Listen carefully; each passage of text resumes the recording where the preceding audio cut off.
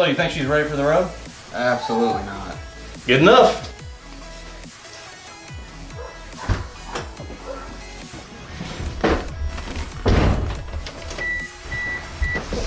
Listen, Jacob.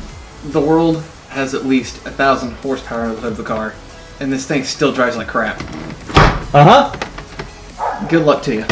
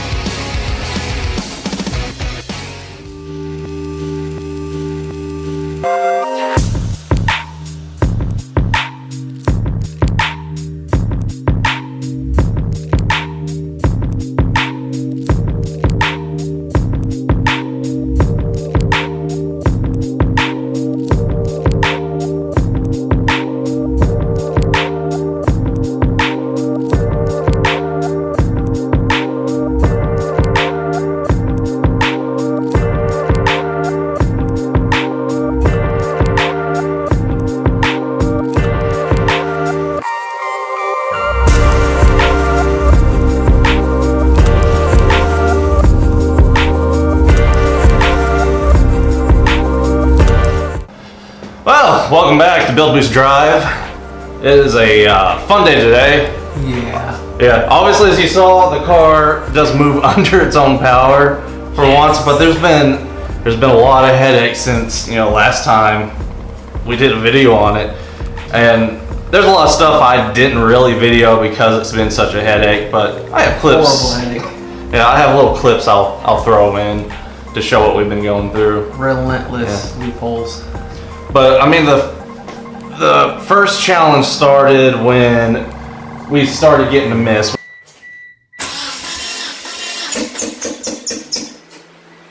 We had everything back together, and the car just started missing on cylinder number 4, which is the one closest to the intake water side.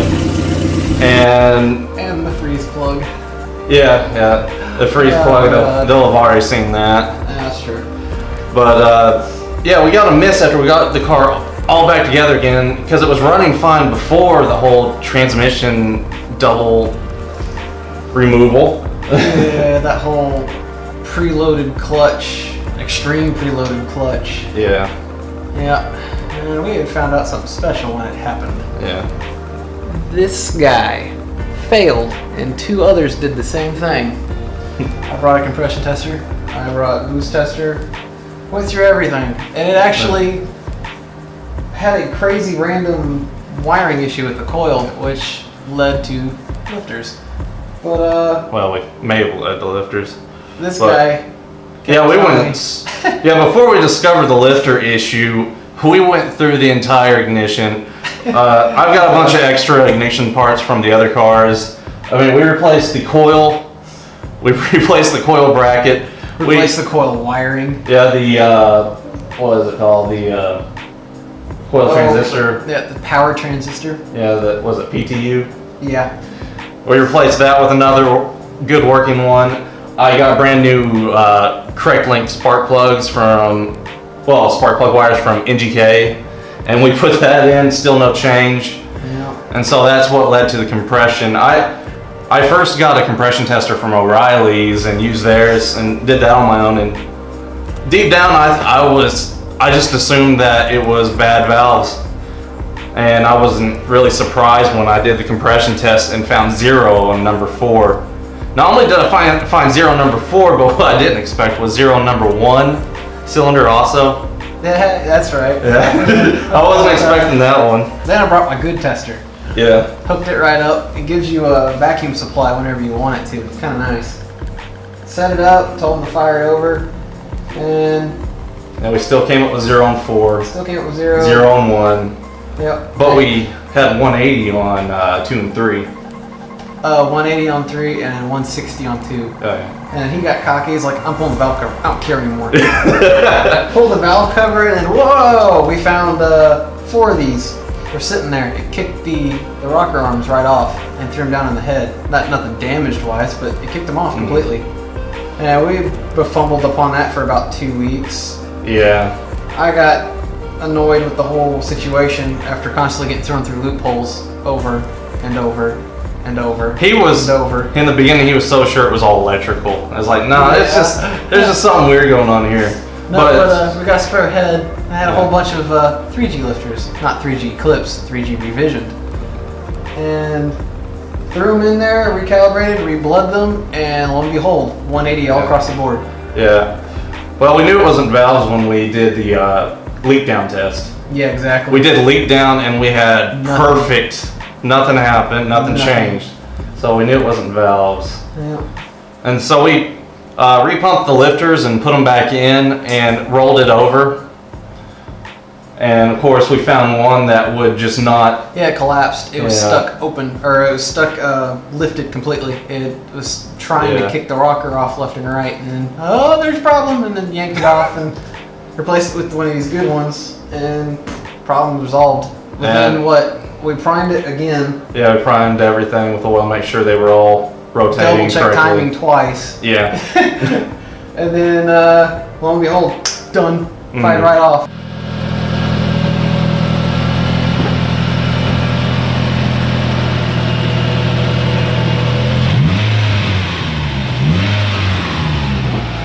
It quit giving problems after that. Yeah. Finally we win. Also, the alternator. Yeah, its alternator failed. It created a bunch of drag. Along with the clutch that we didn't find until after everything was resolved. There was some kind of internal drag, and you'd spin it and it'd catch. I mean, I've got it right here. And weirdly enough, it's spinning now, but you can still hear a slight ticking. Yeah, there's something oddball in there. But it's from Ace Alternators on eBay. They sell basically recoiled alternators with higher amperage. These are 110, I think, Gallant. 110, this is the one I got in my car right now. And the reason I went 110 is we will be installing electric power steering because we have gotten rid of the hydraulic power steering system. And I want the extra power for that. But they have great customer service, Ace Alternators. They just made sure I did buy one, looked me up. They're like, yeah, we'll send you out another one. So that was great. We got it in. It's working great. And that's why we were able to drive it today. Yeah. I actually got to do 3 laps around your block. On easy laps. On easy laps. Yeah. It went into boost pretty smoothly, but I think the 16G needs some work. It is smoky. Yeah, it's smoking bad. It smokes a lot. But the other issues is we got the dragging brakes. Brakes drag. We still got to do a full alignment. Oh, the alignment shop will take care of that. Yeah, and then. But it sounds great. Yeah, we still got to figure out our idling issues. It sounds great now. Yeah, well, I'd like to see how it runs after like the brakes are done and the alignment's done. Maybe the clutch will get a little bit more soft break-in time. Yeah, there was a lot of friction there at the beginning. Yeah, because when I'm going up and down the road, it feels like I'm fighting the car to keep it alive. Yeah. Not idle-wise, but more like I think the brakes are just dragging it down, and it also dies after going under load with the turbo. So I'm not sure if that's just more with the seals idling side or maybe turbo seals. It does smoke. It does puff out quite a bit of glue. Which I did rebuild it, but in all honesty, it's not like I knew what I was doing when I rebuilt it, so that could be an issue. For 4 years. Yeah, it did sit for 4 years. Probably dried out. Yeah, but I did rebuild it with a rebuild kit. This is a Evo 3 small 16G, but obviously something's wrong. Something is. Yeah, because it worked fine before we started tearing into this a few years ago. Yep. So it was a good running turbo. I just thought I would refresh it like I do everything when I probably shouldn't touch things. It's good and running, Jacob.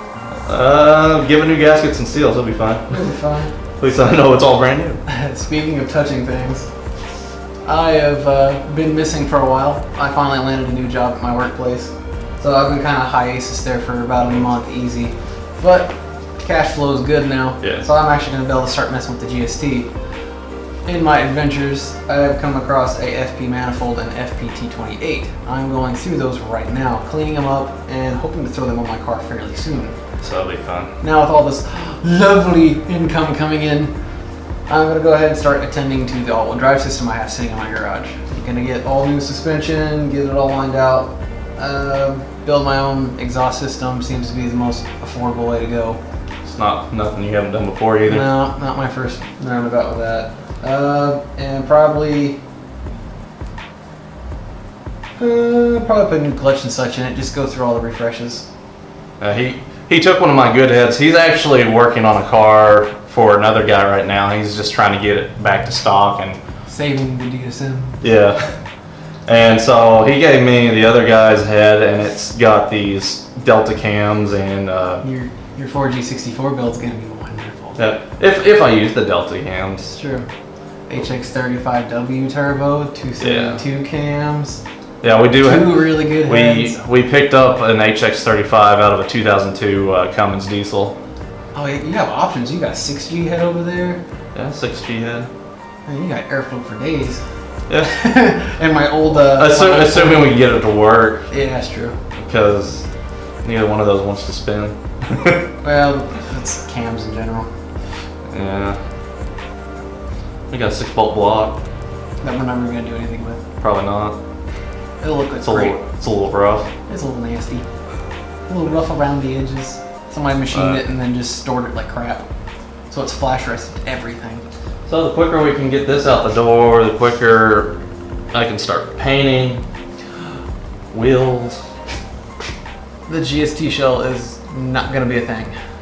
Yeah, I think we're pulling out on the GST, the one outside in my driveway. The one that we made our very first episode with. Yeah, this is going to be a lot of trouble, and I am going to be more than happy to move on to another, just something else. Because this car is an asshole. Yeah.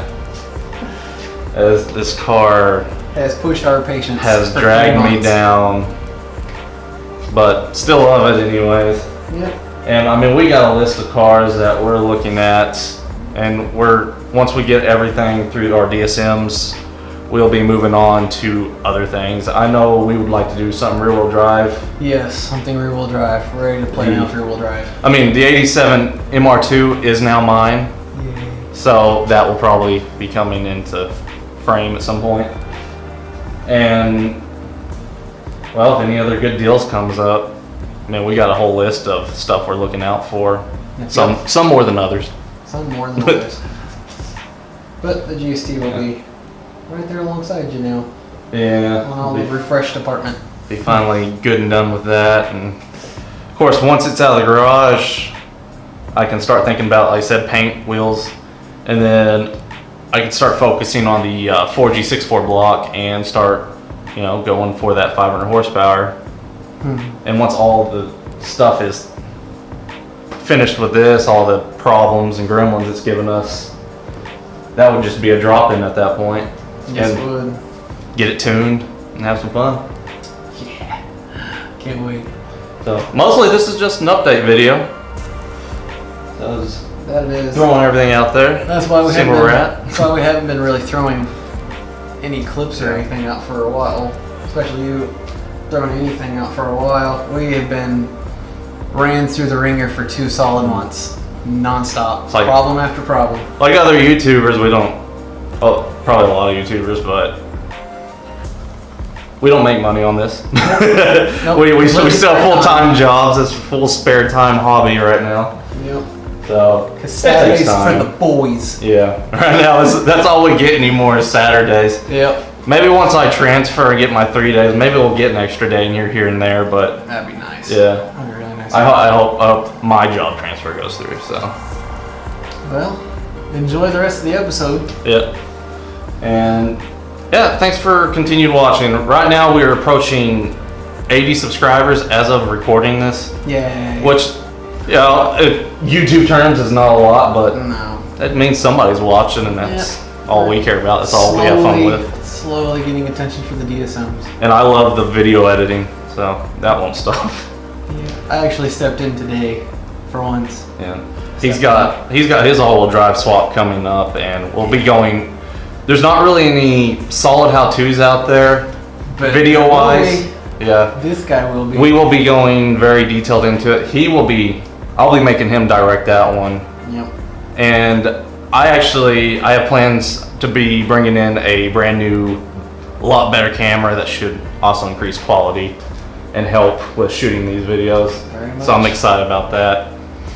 And that's really it. Thanks for watching. Subscribe. Yeah, subscribe. See you guys later.